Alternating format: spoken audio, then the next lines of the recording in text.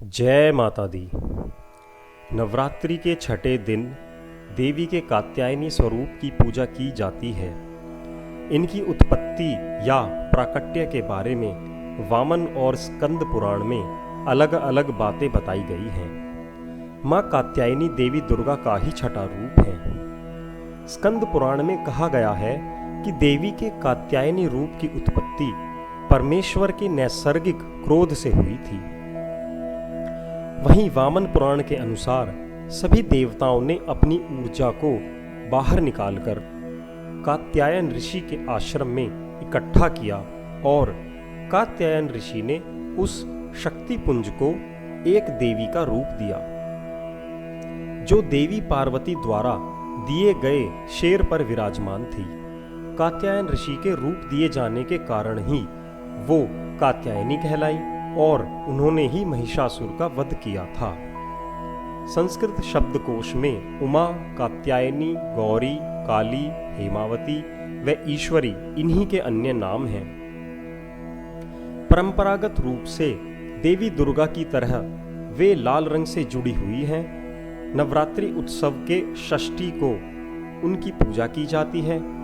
उस दिन साधक का मन आज्ञा चक्र में स्थित होता है। योग साधना में इस आज्ञा चक्र का अत्यंत महत्वपूर्ण स्थान है। इस चक्र में स्थित मन वाला साधक मां कात्यायनी के चरणों में अपना सर्वस्व निवेदित कर देता है। परिपूर्ण आत्मदान करने वाले ऐसे भक्तों को सहज भाव से मां के दर्शन प्राप्त हो जाते हैं। मां का नाम कात्यायनी कैसे पड़ा, इसकी एक और कथा भी है। कत नामक एक प्रसिद्ध महर्षि थे।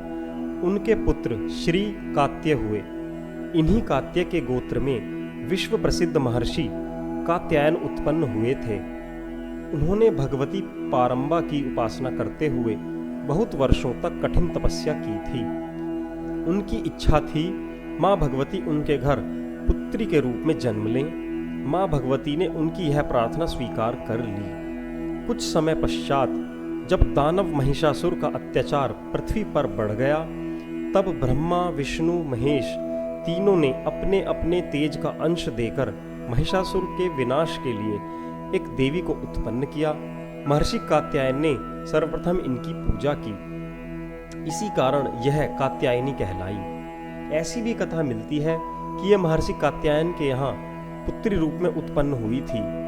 आश्विन कृष्ण चतुर्दशी को जन्म लेकर शुक्त, सप्तमी, अष्टमी तथा नवमी तक 3 दिन इन्होंने कात्यायन ऋषि की पूजा ग्रहण कर दशमी को महिषासुर का वध किया था। माँ कात्यायनी अमोघ फलदायिनी है। भगवान कृष्ण को पति रूप में पाने के लिए ब्रज की गोपियों ने इन्हीं की पूजा कालिंदी यमुना के तट पर की थी। ये ब्रजमंडल की अधिष्ठात्री देवी के रूप में प्रतिष्ठित हैं। माँ कात्यायनी का स्वरूप अत्यंत चमकीला और भास्वर है। इनकी 4 भुजाएं हैं। माता जी का दाहिनी तरफ का ऊपर वाला हाथ अभय मुद्रा में तथा नीचे वाला हाथ वर मुद्रा में है। बाईं तरफ के ऊपर वाले हाथ में तलवार और नीचे वाले हाथ में कमल पुष्प सुशोभित है।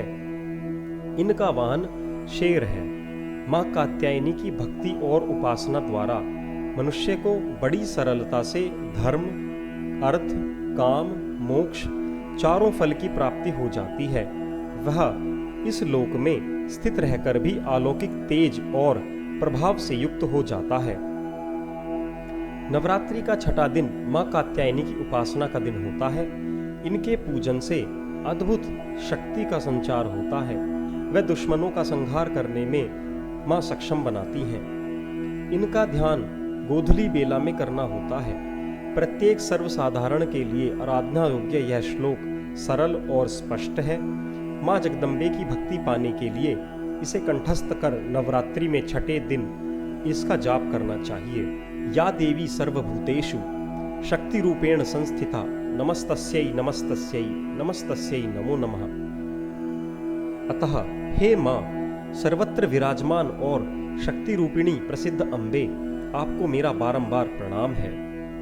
इसके अतिरिक्त जिन कन्याओं के विवाह में विलंब हो रहा हो, उन्हें इस दिन माँ कात्यायनी की उपासना अवश्य करनी चाहिए, जिससे उनकी मनोवांछित वर्ग प्राप्ति की इच्छा पूरी हो।